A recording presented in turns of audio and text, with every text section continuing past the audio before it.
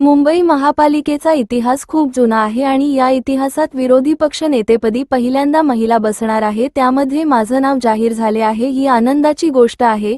विरोधी पक्षनेता पदच नाही, दिल्लीसारख्या अनेक शहरात संख्याबळ कमी असून विरोधी पक्ष नेता दिला जात आहे, मात्र महाराष्ट्रामध्ये ही स्थिती वेगळे झालेली पाहायला मिळत आहे। विरोधी पक्षाला जागा द्यायची नाही हा त्यांचा प्रयत्न आहे।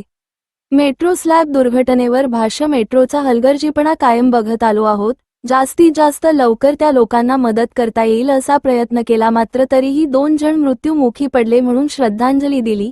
मृत्यू पडलेल्या लोकांना लाखांमध्ये मदत करता त्यांना पण करोडोची मदत केली पाहिजे, त्यांच्या घरातल्यांना सरकारी नोकरी दिली पाहिजे। सभागृह म्हणजे आखाडा नाही, काम करू द्यायचे नाही हे त्यांनी शिंदेकडून शिकून आले आहेत। ते ठरवून येतात तेवढा गोंधळ घालून मुंबईकरांना चांगली काम होतील त्याचा लाभच होऊ द्यायचा नाही। आम्ही आजही आवाज उठवण्यासाठी आहोत। सत्तेत असताना देखील आम्ही विरोधकांसारखा आवाज उठवलेला आहे।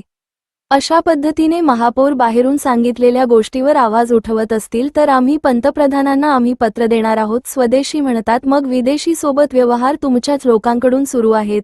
हे जिवंत लोकांना न्याय देऊ शकत नाही, ते मृत्यू झालेल्या लोकांना काय न्याय देणार? सभागृह हा ऐतिहासिक आहे। विरोधी पक्षासोबत क्रूर पद्धतीने वागणे चुकीचे आहे, असंही त्या म्हणाल्या।